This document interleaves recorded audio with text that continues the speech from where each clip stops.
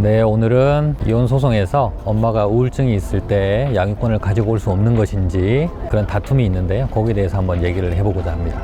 변호사님, 오늘 누구 질문 주실 분을 만나러 가신다고요? 예, 저를 따라오시죠. 네.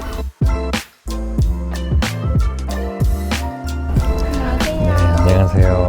최동훈 변호사입니다. 네, 안녕하세요.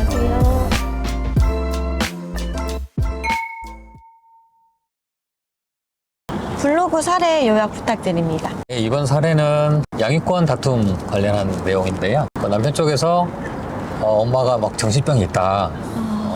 그래서 양육자로서 뭐 자격이 없다. 네. 이렇게 막 정신병자로 몰아가면서 양육권을 포기시키고 자기가 양육권을 가지고 가려고 했던 그런 사례였어요. 네. 그래서 뭐 양육권을 누가 가져가는 게 맞는지 이제 법원에 이제 판단을 받았던 그런 사례였습니다. 독자분들을 위해서 일반적인 양육권 권리 확보 기준에 대한 설명이 필요할 것 같습니다. 네. 법에 뭐 누가 어떤 경우에 양육자가 된다라고 딱 정해진 건 없어요.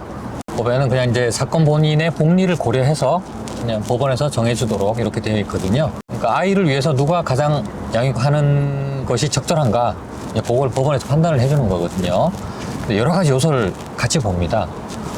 양육 의지가 있는가, 그다음에 뭐 양육할 만한 환경이 갖추어져 있는가, 그다음에 뭐 경제적으로도 아이를 충분히 양육할 수 있는 그런 능력이 되는지, 직장 생활 때문에 혹시 이제 아이를 돌보지 못할 수도 있으니까 주변에 혹시 이제 양육을 도와주실 만한 분들이 계시는가, 그리고 아이하고 엄마나 아빠의 관계가 어떤지, 아이 의사도 좀 이제 고려가 되는 상황이고, 하여튼 그런 여러 가지 요소들을 고려해서 종합적으로 이제 결론을 내리게 되는 거예요.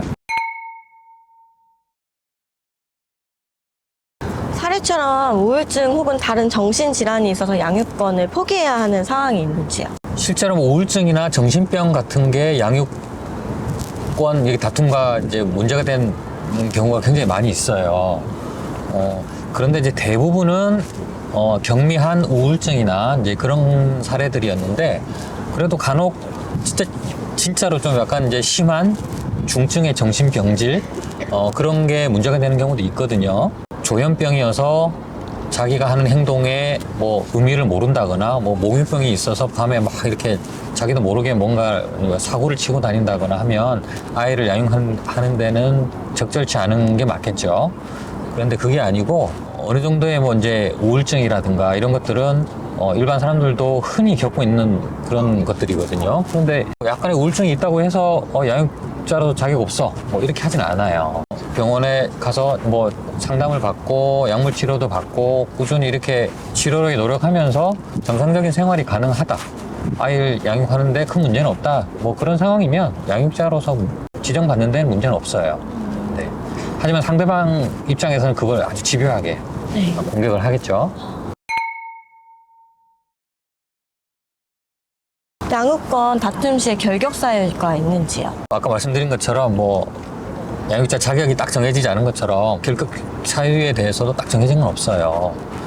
근데 이제 일반적으로 봤을 때 아이를 양육하지 못하는 그런 상황이다라고 판단이 되는 경우들이 있거든요. 예를 들면 결혼 생활 중에 아이를 막 이제 학대를 해가지고 형사처벌을 받았다거나, 그다음에 아이한테 폭언을 넘어서서 뭐 폭행을 행사해서 가정폭력으로 인해서 어떤 처벌이나 어떤 처분을 받았다거나, 그런 경력이 있으면 법원에서는 그 사람한테 양육권을 주지는 않겠죠. 그래서 그런 아주 특별하게 이 사람은 진짜 도저히 양육자로서의 자격이 없다, 일반 사람들도 그렇게 판단할 정도의 그런 뭐 사정들이 없다면은 보편적으로 뭐 이 정도면 뭐 양육자로서 자격이 없다 뭐 이렇게 정해진 건 없습니다. 양육자 판단을 하는데 여러 가지 요소가 있듯이 양육자 결격 사유도 여러 가지 요소를 고려해서 이제 판단을 하게 되는 거죠.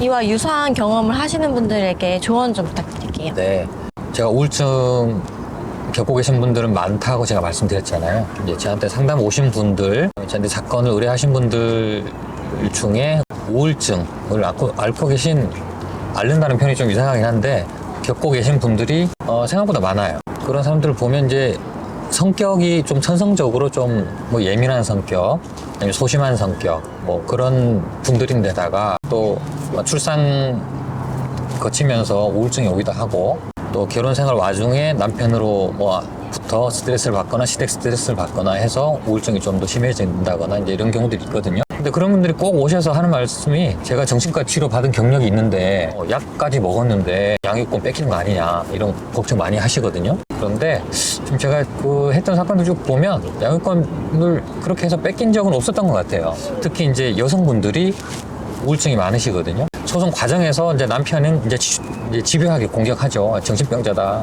미쳤다, 심지어 애한테 해코지를 한다, 자격이 없다 이런 식으로 집요하게 공격을 하는데 제 역할은 또 그걸 또 나름대로 이제 방어하고 이제 그렇게 하는 게 제 역할이니까 그렇게 소송 진행한 결과는 다 좋았어요. 양육권을 뺏긴 적은 없었고 다만 이제 정신적으로 그 소송 기간을 버티는 게 좀 힘들었죠. 이제 그걸 힘들어하시는 분들이 많이 계셨거든요.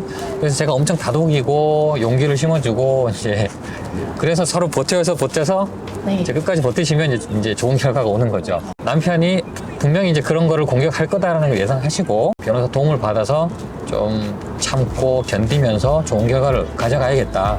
이렇게 좀 마음을 좀 단단히 잡수시는 게 필요할 것 같아요. 이해하기 쉽게 말씀해 주셔서 감사드립니다. 오늘은 우울증이 있는 엄마가 양육권을 포기해야 되는가 그 주제에 대해서 한번 얘기를 나눠봤습니다. 네, 변호사님 다음 일정은 어떻게 되시나요? 예, 제가 다음에 상담 일정이 있어서 저는 의뢰인을 또 만나기 위해서 바로 이동하겠습니다. 네, 감사합니다.